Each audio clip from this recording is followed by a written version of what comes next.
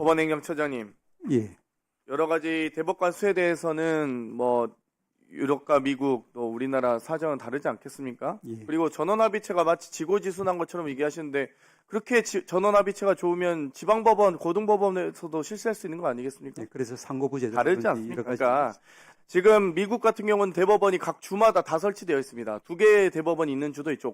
오클라호마주나 뭐 텍사스주 같은 경우는 예, 연방 사법이 별도로 다르고요. 독일 같은 경우는 독일 같은 경우는 150여 명, 프랑스는 120여 명, 스페인은 80여 명 있습니다.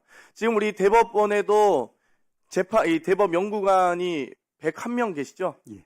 그러면 대법관 14명과 이 재판연구관 101명. 사실상 그래서 이 비판하신 분들은 대법관이 귀족법관이냐, 재판연구관은 판사도 아닙니까? 재판연구관도 법관 아닙니까? 맞지 않습니까? 예, 말씀드린 바와 같이 법관입니다. 재판연구관도. 그래서 이게 무슨 상고법원인지 상고 배심원인지 모르겠다라는 비판까지 있습니다. 그 부분 좀 이 국민 정서에 맞게 고민을 하셨으면 좋겠고요. 이 오늘 청문회에 대한 요구 자료 답변서가 오전 8시 30분에 제출됐습니다. 예. 이건 그냥 국회를 무시하시는 거죠, 이제. 대법원이 국민을 무시하고 국회를 무시하는 거라고 봅니다. 아니, 8시 30분에 제출하시면 저희가 그 자료 검토하고 나서 10시에 청문회 할 수 있습니까? 차라리 제출 못하겠다. 하루 전에 제출하셔야 됩니다. 아시겠습니까?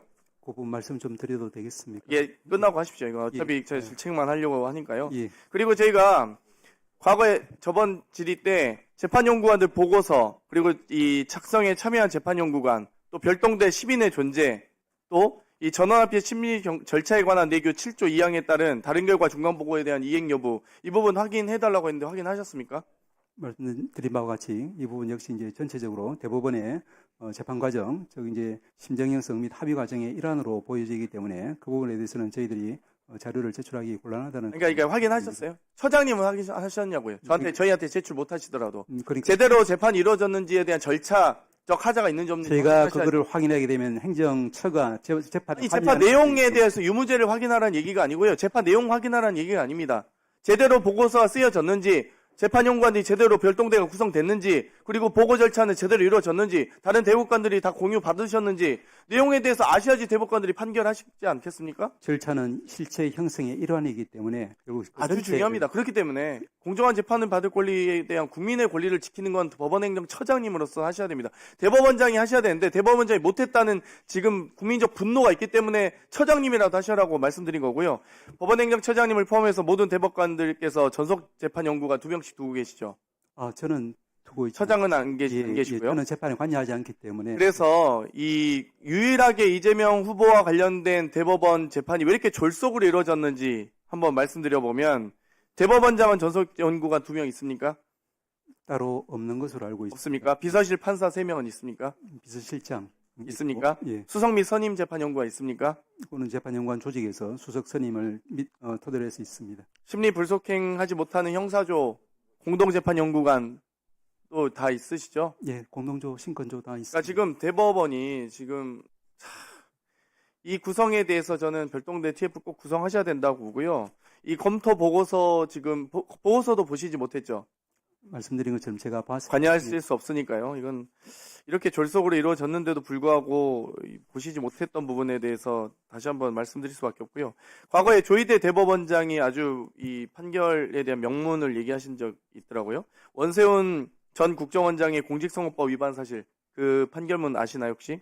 예, 그 판결은 원세훈 씨가 명확하게 이제 총선 대선도 있고 종북좌파인 야당이 북한과 연계한다는 사실을 국민에게 알려야지. 비한나라당 후보가 서울시장 됐는데 위기의식을 가져야지 라고 노골적으로 대선에 개입한 사건이었습니다. 이 사건에 대해서 원세훈은 전 부서장 회의에서 발언했고 원장님 지시사항이라고 말씀해서 문건화까지 했고요. 국정원 사이버팀 70에서 80명이 야권 후보 낙선시킬 목적으로 여론조작까지 했습니다. 이 정치인은 징역 2년 산 사건이거든요. 근데 이때 조희대 대법관이 소수 의견을 냅니다. 권력을 잃은 사람에게 그냥 증거도 없이 느낌으로 처벌한다면 소수자나 권력을 잃은 사람이 설 자리가 없다. 사회적 약자가 됐다는 겁니다. 전 국정원장이. 여기에 대해서 이 판결에 대해서는 어떻게 생각하십니까? 그냥 북한의 소신입니까 이것도? 말씀드린 바와 같이 이래서 조희대 대법원장이 사법 쿠데타, 선거 개입, 정치적 판결의 상습범이라고 생각합니다. 이 질문까지 포함해서 답변해 주십시오. 마지막 부분에 대해서 저희 대본장님에 대해서 말씀하신 부분 관련해서 한 가지만 좀 말씀을 드리면은 제가 지난번에도 말씀드린 것처럼 이제 우리가 이제 죄 비상계엄 되었을 때 최초로 유연성을 제기한 분이 이제 우리 대본장님이고 그 이유는 제가 알기로는 긴급조치 사건을 처리하면서 이런 이제 헌법의 중요성, 헌법의 취지에 대해서 명확하게 인식하고 있었기 때문이라고 저는 생각합니다. 두 번째로 이번에 또 이제 그 한덕수 대행께서 이제 그 헌법재판소 재판관을 지명을 일방적으로 했을 때 그때 이제 저희 이제 서울고등의 부장판사님 한 분도 거기에 이제 지명이 됐습니다만은 우리 대법원장께서 인사권자임에도 불구하고 이 부분에 대해서는 이제 헌법적으로 좀 문제가 있겠다라고 해서 통상의 경우와 달리 대법원에 인사 발령하지 않고 그대로 둔 경우도 있습니다. 이 정도로 기본적으로 저희 대법원장께서는 이제 헌법에 대한 확고한 이제 의식이 있기 때문에 그 부분에 대해서는 위원님들께서 믿어도 되겠다는 말씀을 좀 꼭 더 드리고 싶습니다. 네, 수고하셨습니다. 다음은 송석준 의원님.